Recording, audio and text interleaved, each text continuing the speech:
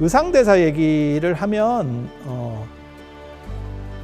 낙산 이대성 관음정취 조신이라고 하는 삼국유사에 그 조항이 있어요. 그 스토리가 있는데 거기에 보면 의상대사가 이제 낙산사를 어떻게 창건했는지에 대한 이야기가 나오고, 그리고 이제 거기에 나중에 이제 정취보살을 모셨다라고 하는 그러한 이야기도 나옵니다. 그리고 이제 조신은 조신의 꿈 할 때 그 조신이에요. 그래서 중국에는 환단지몽이 있고 우리나라에는 조신 이야기가 있죠. 그래서 뭐 스토리는 그거잖아요. 뭐 어떤 스님이 이제 신도 너무 예쁜 신도에게 반해서 이렇게 하고 있었는데 그 신도 여자분이 와서 이제 뭐 같이 살자 뭐 이렇게 해서 살다가 나중에 결국 애 낳고 살니까 너무너무 힘들어서 그 애들을 버리고 그 나중에 찢어지죠. 그러니까는 경제난에 의해서 결국 다 애들도 이렇게 흩어지고 그 다음에 부부도 이혼하게 되는 거죠.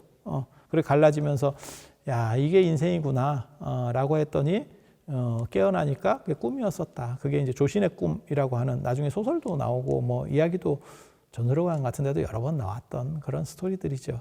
그래서 그게 같이 묶여 있어요. 같이 묶여 있어요. 한 항목 안에. 이 낙산 이대성 관음정취 조신조에 보면 뭐라고 나오냐면, 의상대사가 중국에서 돌아오고 나서, 유학 갔다가 돌아오고 나서 그게 670년에 돌아오시거든요. 그리고 나서 이 낙산사를 개창했다라는 이야기가 나옵니다. 그래서 그게 뭐 670년에 낙산사가 됐다라는 얘기도 있고, 671년에 돌아오고 나서 그 다음 해에 했다 뭐 이런 이야기들도 있는데, 그래서 해변가 굴에 이렇게 이 굴이라고 하는 이미지도 굉장히 중요합니다. 왜냐하면 보타락가산의 이 수월관음도를 보면 이렇게 굴처럼 돼 있어요. 제가 그런 얘기 하는데, 마리아상에도 보면 이게 굴처럼 마리아가 굴에 들어가 있는 게 있거든요. 그게 암굴의 성모라고 굉장히 유명한데, 상대적으로 모티브가 상당히 비슷합니다. 그래서 르네상스 시대의 미술하고 이 수월관음도하고 비슷한 측면들이 존재해요. 그래서 굴에 있어요. 그 굴에 관세음보살이 산대요. 그래서 의상대사가 관세음보살을 친견하기 위해서 의상대사가 관세음보살 빱니다. 화엄경은 화엄경대로 하시지만 실제로는 관세음보살 빱니다. 그래서 부석사에도 아미타불을 모셨고 주 본전으로, 그래서 무량수전이라고 하는 거고, 무량수전 배울림 기중에 기대서서라고 하듯이 무량수전이라고 하는 거고, 그 다음에 의상대사가 쓴 글 중에 하나가 백화도량 발원문이라는 게 있어요. 백화도량이 흰 연꽃이 피는 이러한 도량을 소백화라고도 하는데, 그런 데를 얘기하는데, 그게 어디냐면 보타락가산입니다. 그래서 장신이 보타락가를 번역하면 소백화, 흰 꽃이 피어 있는 곳들, 흰 연꽃이 주변에 쫙 이렇게 관세음보살 사시는데 피어 있대요. 그래서 거기에 내가 태어나기를 발원합니다가 백화도량 발원문이에요.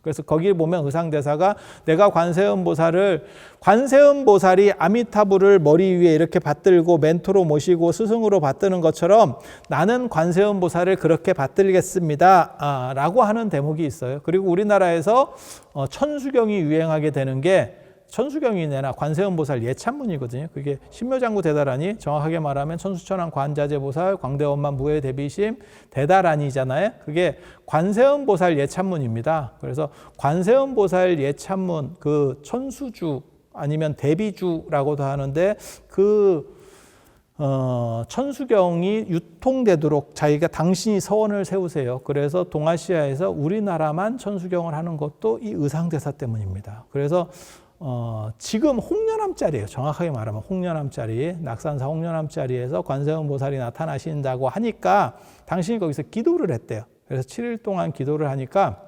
천룡팔부들이, 그러니까 용을 중심으로 해서 여러 신들이 방석을 띄워가지고 물 위에서 이제 의상대사가 방석을 타고 그 동굴 안으로, 그러니까 지금 낙산사 홍련암 그 밑에, 홍련암에 보면 이렇게 중간에 구멍이 뚫려 있거든요.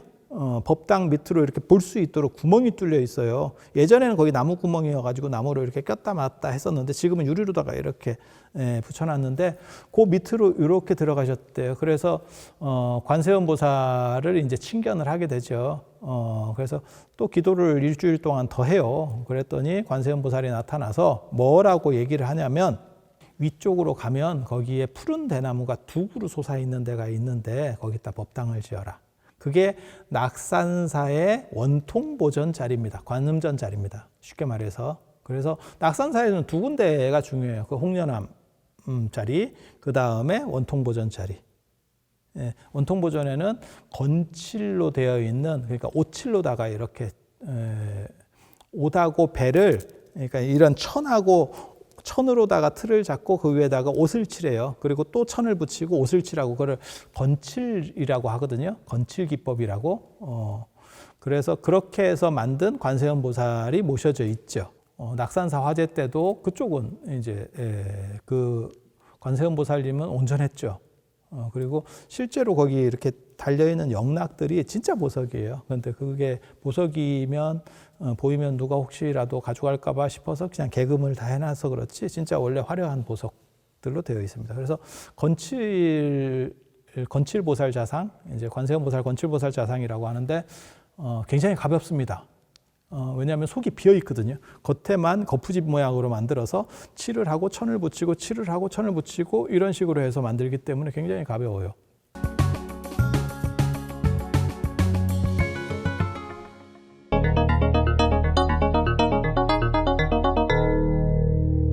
그 낙산사 원통 보전자리하고 홍련암자리 이 두 군데가 제일 중요한 관음 성지라더라. 이제 그 얘기만 한 게 아니고 이제 공중에서 뭐 수정염주가 내려왔다. 이 수정염주도 굉장히 중요합니다. 수정염주가 내려오고 그 다음에 동해용왕이 여의주를 줬다. 뭐 이런 대목도 있는데 여의주는 사실 이 수월관음도에 안 나타나고 이 수정염주는 수월관음도에 나옵니다. 흰색으로. 그래서 보통 정병하고 같이 나타나는 게 이 염주가 나와요. 그래서 굉장히 비슷한 이야기가 어떻게 보면 더 구체적으로 관세음 보살과 관련된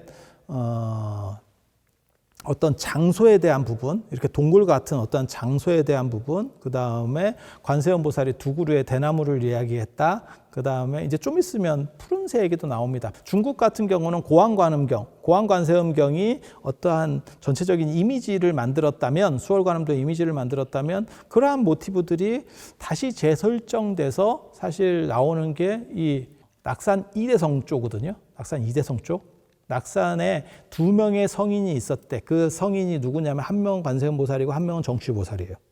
정취보살과 관세음 보살의 관계는 앞뒤 순번이죠. 선제동자가 가르침을 묻는 27번째 관세음 보살, 28번째 정취보살 이렇게 앞뒤 순번으로. 그래서 그 두 분이 모셔지는 이야기를 해놓은 게 낙산 이대성조인데 거기에서 보면 실제로 대나무 이야기가 나오고 푸른 대나무 두 그루 이야기가 나오고 그 다음에 수정염주 이야기가 나온다더라. 그리고 그 관세음 보살을 그 대나무 두 그루 나온 데다가 비고 거기를 베고 거기다가 관음전을 지은 게 지금 낙산사 원통 보전 자리고 거기에다가 수정 여의주를 놔두고 왔대요.